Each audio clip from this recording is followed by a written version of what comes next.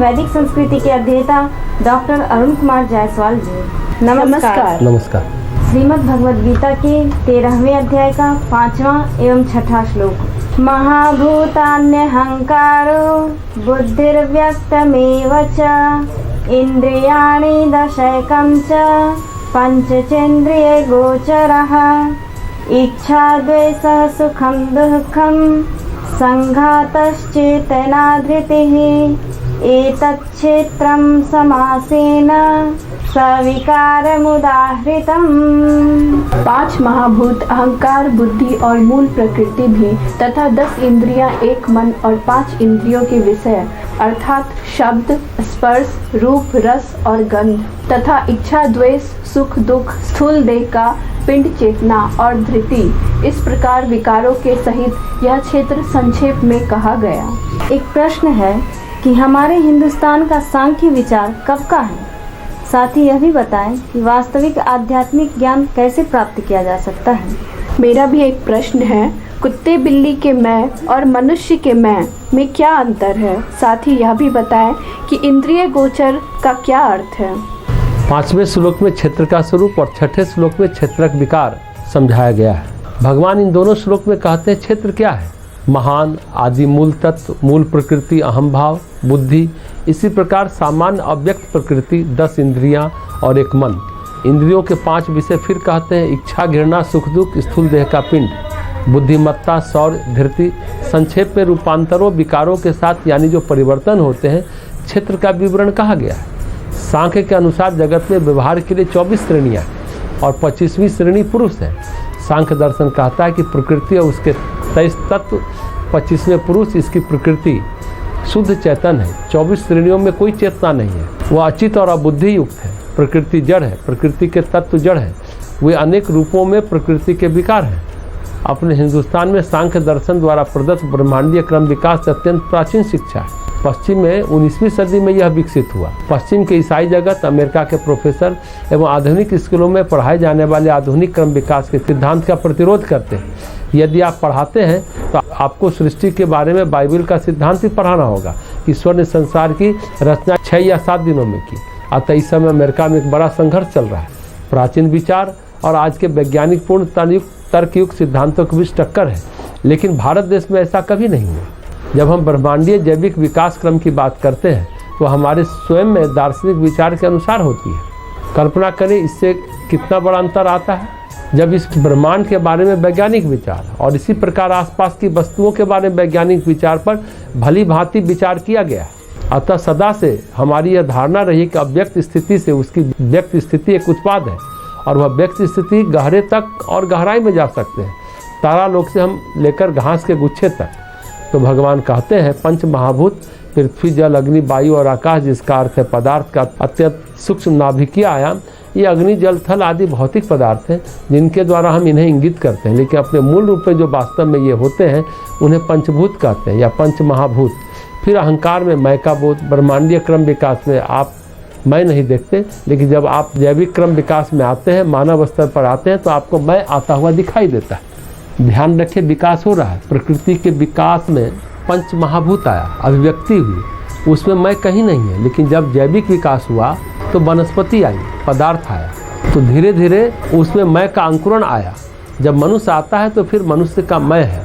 कुत्ता बिल्ली का मैं कमज़ोर है, पर जब मनुष्य आता है तो उसका मैं मजबूत हो जाता है। फिर बुद्धि यानी विचारशीलता, तर्क यानी प्रकृति का अव्यक्त पहलू। व्यक्त का अर्थ है पृथकत्व का बोध और अव्यक्त का अर्थ है अपृथकत्व का बोध। 10 इंद्रियां और एक मन, हाथ पैर आदि 5 कर्म इंद्रियां और 5 अनुभव करने वाली ज्ञान इंद्रियां, नेत्र, कान, नाक आदि जो अनुभव को ग्रहण करते हैं, इन्हें 10 इंद्रियां कहा जाता है। 5 कर्म की, 5 अनुभव की, फिर एक मन। यह मन भी एक प्रकार का इंद्रिय है, कुछ अधिक विकसित, लेकिन इसे भी एक इंद्रिय ही माना गया है। फिर इंद्रियों के द्वारा अनुभवजन 5 विषय, रूप, रस यानी स्वाद, गंध, स्पर्श तथा ध्वनि। इंद्रियां अपने विषयों का अनुभव करती है। इस जगत का 5 स्तरीय अनुभव है। उदाहरण के लिए नेत्र केवल रूप देखते हैं, कान केवल ध्वनि सुनते हैं, जीभ केवल स्वाद चखती है, त्वचा केवल स्पर्श का अनुभव करती है, नासिका केवल गंध ग्रहण करती है। इन सब इंद्रियों के अनुभव के लिए विशेष विषय है, इसलिए इन्हें इंद्रिय गोचर कहा गया। गोचर का अर्थ है जो इंद्रियों के द्वारा समझा जा सकता है। इच्छा, कामना, द्वेष, क्रोध, सुख दुख, संघात अनेक खंडों का मेल जिससे संघात होता है। चेतना, बुद्धिमत्ता, इच्छा शक्ति, ये सब क्षेत्र हैं। इसमें अपना मन, शरीर, इंद्रिय, तंत्र सब कुछ सम्मिलित है। इन सबसे परे केवल शुद्ध विशुद्ध चेतन है। चेतना या बुद्धिमत्ता जो ब्रह्मांड के केंद्र में स्थित है, उसके बारे में भगवान आगे के श्लोक में बताएंगे। अभी ज्ञान को समझे। ज्ञान क्या है? विशेष आध्यात्मिक ज्ञान। ज्ञान को यहाँ ज्ञान के साधनों द्वारा समझाया जा रहा है। आप वास्तविक आध्यात्मिक ज्ञान को कैसे प्राप्त कर सकते हैं, इसके लिए कुछ साधन है। इसमें कुछ नैतिक गुण, सद्गुण तथा मूल्य ज्ञान की ओर ले जाते हैं। संक्षेप में क्षेत्र को समझे। प्रकृति और उसके तत्व और उसके सभी विकार मतलब रूपांतरण। जैसे दर्शन की भाषा में दही क्या है तो कहा जाएगा दूध का विकार है, रूपांतरण है, दूध परिवर्तित हो गया। आयुर्वेद की भाषा विकार मतलब बीमारी। सांख्य दर्शन की भाषा है यहाँ विकार मतलब रूपांतरण। संक्षेप में प्रकृति और उसके सभी विकार, यहाँ प्रकृति जड़ भी है और चेतन भी है। जहाँ तक प्रकृति है, मिट्टी पत्थर भी प्रकृति है, शरीर मन इंद्रियां ये भी प्रकृति है। तो प्रकृति और उसके समस्त विकार क्षेत्र है। जड़ प्रकृति चेतन कैसे प्रतीत होती है? एक उदाहरण से हम समझ पाएंगे कि लैंप जल रहा है, उससे बत्ती है, शीशा भी लगा हुआ है। अब शीशा प्रकाशित नहीं है, शीशे में कोई प्रकाश नहीं है, लेकिन जो बत्ती जल रही है लैंप के अंदर वह शीशे को प्रकाशित करती है। जैसे बल्ब है, फिलामेंट है, वह जल रहा है, लेकिन सिर्फ फिलामेंट जलाओ तो रोशनी नहीं आएगी। बल्ब का शीशा लगा रहेगा, रोशनी एकदम प्रकाशित हो जाती है। तो चैतन्य तत्व जो है, आत्म ज्योति है, उसका जो संपर्क है, उसका जो प्रकाश है, उसके जड़ प्रकृति भी चेतन प्रतीत होने लगती है। प्रतीत होती है लेकिन है नहीं। जैसे बल्ब में लगता है शीशा भी प्रकाश दे रहा है, लेकिन शीशा प्रकाश नहीं दे रहा, वो तो फिलामेंट प्रकाश दे रहा है। उसके प्रकाश को धारण कर रहा है, धारण करने की क्षमता खत्म हो जाएगी तो प्रकाश कब हो जाएगा? एक समय बंद भी हो जाएगा। उसी तरह प्रकृति के गुणों के अनुसार धारण करने की क्षमता घटती बढ़ती रहती है। श्रीमद् भगवद गीता के 13वें अध्याय का 7वां श्लोक। अमानित्वम दम्भित्वम हिंसा क्षान्तिरार्जवम आचार्योपासनम शौचम स्थैर्यात्म विनिग्रह। श्रेष्ठता के अभिमान का अभाव, दंभाचरण का अभाव, किसी भी प्राणी को किसी प्रकार भी ना सताना, क्षमा भाव, मन वाणी आदि की सरलता, श्रद्धा भक्ति सहित गुरु की सेवा, बाहर भीतर की शुद्धि, अंतःकरण की स्थिरता और मन इंद्रियों सहित शरीर का निग्रह। एक प्रश्न है कि ज्ञान पाने के लिए मनुष्य में किन किन गुणों का होना आवश्यक है? साथ ही यह भी बताएं, नाभिकीय स्तर का ज्ञान ज़्यादा महत्वपूर्ण है, कैसे? मेरा भी एक प्रश्न है। एक ही गुरु का कोई शिष्य अधिक विद्या और कोई कम विद्या ग्रहण कर पाता है, ऐसा क्यों होता है? पिछले श्लोक में हमने क्षेत्र के बारे में जाना था। इस श्लोक में भगवान बता रहे हैं कि क्षेत्र का ज्ञान कैसा होता है, ज्ञान के साधन क्या है, आध्यात्मिक ज्ञान कैसे मिलता है।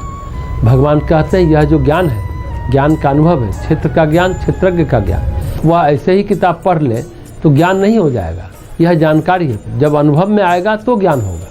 ज्ञान के लिए होना चाहिए विनम्रता, दंभहीनता, अहिंसा, सहनशीलता, सरलता, गुरु सेवा, शुद्धिकरण, स्थिरता और आत्मनियंत्रण। इतने गुण चाहिए ज्ञान के लिए। पहला शब्द है विनयशीलता। मान या अहंकार की प्रवृत्ति नहीं होनी चाहिए, यानी श्रेष्ठता के अभिमान का अभाव। जैसे पार्वती जी ने शंकर जी को कहा कि पत्नी होने के नाते आपकी सभी चीज़ें, यानी आपके ज्ञान पर भी मेरा अधिकार है, पर ज्ञान का अधिकार नहीं होता। ज्ञान अपने अनुरूप पात्र का चयन करता है। ज्ञान संस्कार देखता है, शुद्धि देखता है। जहाँ विनयशीलता है, विनम्रता का भाव आवश्यक है, तभी ज्ञान प्राप्त होता है। अहंकारी को अज्ञान रहता है, इसलिए असुर हमेशा अज्ञानी रहते हैं। दूसरा शब्द भगवान कहते हैं दंभ से मुक्त। इसका विलोम है दंभ या घमंड का भाव। जो घमंडी है, दंभी है, उसे ज्ञान नहीं मिलेगा। तीसरा शब्द है अहिंसा, यानी किसी को कष्ट नहीं देना। उच्च ज्ञान के साधन के रूप में यह आवश्यक है। चौथा शब्द है शांति, क्षमा भाव, यानी सहनशीलता। पांचवा शब्द है सरलता, यानी मन वाणी आदि की सरलता। छठा शब्द है आचार्योपासन, यानी गुरु सेवा। गुरु के पास ज्ञान है, वह मुझे चाहिए, अतः मैं उनकी सेवा करता हूँ और उससे ज्ञान प्राप्त करता हूँ। आचार्योपासन शिक्षा का अनिवार्य अंग है। प्राचीन काल में ज्ञान का अत्यधिक मूल था। आज ज्ञान का मूल आजीविका के लिए, इसलिए आज हम ज्ञान प्रदान करने वाले को सम्मान नहीं देते, यहाँ तक कि ज्ञान को भी सम्मान नहीं देते। गुरु भी ज्ञानवान के रूप में स्वयं को सम्मान नहीं देते। यह आधुनिक युग की निम्न स्थिति है। इसमें ज्ञान की पिपासा और ज्ञान प्रदान करना दोनों गिर गए, वे व्यवसाय बन गए, इसलिए कुछ भी उच्च या मूल्यवान नहीं रह गया। श्लोक में 7वां शब्द है शौच, यानी शुद्धता। दोनों शारीरिक और मानसिक शुद्धता, राग द्वेष कपट का नाश, तब अंतःकरण का स्वच्छ होना। 8वां शब्द है स्थिरता, यानी अंतःकरण की स्थिरता, और 9वां शब्द है आत्मनिग्रह, यानी आत्मनियंत्रण, मन इंद्रियों सहित शरीर का निग्रह, वह आत्म अनुशासन जिसके द्वारा अपने जीवन की विद्यमान ऊर्जा अपने अनुशासन और नियंत्रण में रखी जाती है। यह मेरी आज्ञा के बिना कुछ कार्य नहीं करेगा। आत्मानुशासन, ये 9 गुण है, तो हम ज्ञान की कक्षा में प्रवेश कर सकते हैं। गुरु जो है इन गुणों की परीक्षा लेते हैं। गुरु भांति भांति से परीक्षा लेता है। जब इसमें शिष्य सफल हो जाता है तब उसे ज्ञान की अनुभूति कराता है। ज्ञान का मतलब पठन पाठन नहीं, पढ़ाना नहीं, अनुभूति देना है, जो सद्गुरु ऐसा कर पाते हैं। ऐसा नहीं कि उपनिषद की कक्षा लेते हैं, क्लास नहीं चलती, वे कक्षा में अनुभव देते हैं, अपने अनुभव का संप्रेषण और संचार करते हैं, लेकिन पात्र होता है तब, और पात्र होता है इन श्लोकों में वर्णित 9 गुणों के आधार पर।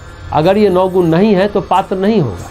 इस श्लोक के प्रथम शब्द विनयशीलता की व्याख्या थोड़े विस्तार से समझने की कोशिश करते हैं। ज्ञान जो है प्रकृति में जैसे अनेक तल है। अभी हमारे सामने पदार्थ है तो पदार्थ का अनुभव है, फिर पदार्थ का स्फोट है, पदार्थ का विस्फोट है, पदार्थ का विखंडन है, पदार्थ का फ्यूजन है, लेकिन तब उससे उच्च स्थिति में जाते हैं जहाँ जगत पदार्थों का नहीं, 5 महाभूतों का नहीं है, 5 तन्मात्राओं का है।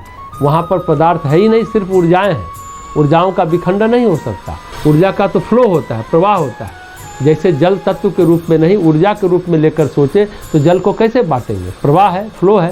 फ्लो को डायरेक्ट किया जा सकता है, उसकी दिशा बदली जा सकती है, लेकिन उसकी ऊर्जा का विखंडन नहीं हो सकता। एक महत्वपूर्ण बात है, जो पदार्थ के जगत में रहते हैं, जो ऊर्जा के जगत में रहते हैं, मान लें हम पदार्थ के जगत में रह रहे हैं, हमको आपसे कुछ कहना है तो बोलना पड़ता है, ज़्यादा कुछ कहना है तो लिखना पड़ता है। लेकिन रमण महर्षि बैठे हैं ऊर्जा के जगत में, महर्षि अरविंद बैठे हैं ऊर्जा के जगत में, ये बहुत महत्वपूर्ण बात है। ये स्वाधीनता आंदोलन में इन लोगों ने तपस्या की तो जेलें भरती चली गई, आंदोलन उमड़ता चला गया, लोग जुड़ते चले गए, तूफान आता चला गया। रमण महर्षि और श्री अरविंद ने तपस्या से ये कमाल किया। वे किसी घर थोड़ी गए, कोई अखबार में विज्ञापन थोड़े निकाला, उन्होंने बैठकर केंद्र में नाभि में हलचल करते रहे। नाभिकीय हलचल थी तो लोग राष्ट्रीय आंदोलन में जुड़ते गए, करो या मरो। हाँ, पदार्थ जगत में गांधी जी कमान जरूर संभाले हुए थे स्थूल मोर्चे पर। ये नाभिकीय स्तर पर जो ज्ञान है ना, जो चेतना के केंद्र में बैठकर फ्लो को जो डायरेक्ट किया जाता है, ये ज्ञान और महत्वपूर्ण है। उसी तरह उसके पार भी ज्ञान है। एक है मानवीय विद्या, अशस्त्र, फिर मानवीय विद्या के ऊपर भूत विद्या, भूत विद्या से ऊपर यक्ष विद्या है, फिर गंधर्व विद्या है, उसके ऊपर देव विद्या है, और देव विद्या के बाद ऋषि विद्या है, और सबसे सर्वोपरि ब्रह्म विद्या है। ब्रह्म विद्या के बाद तो परमेश्वर साक्षात है, परम विद्या का स्वरूप है। तो प्रकृति के तल के अनुसार ज्ञान है। हर जगह की अपनी टेक्नोलॉजी है, तकनीकी है, उसका अपना विज्ञान है और उसका अपना विकास है। जहाँ जैसी आपकी प्रकृति है उसी के अनुसार ज्ञान का स्वरूप प्रकट होता है।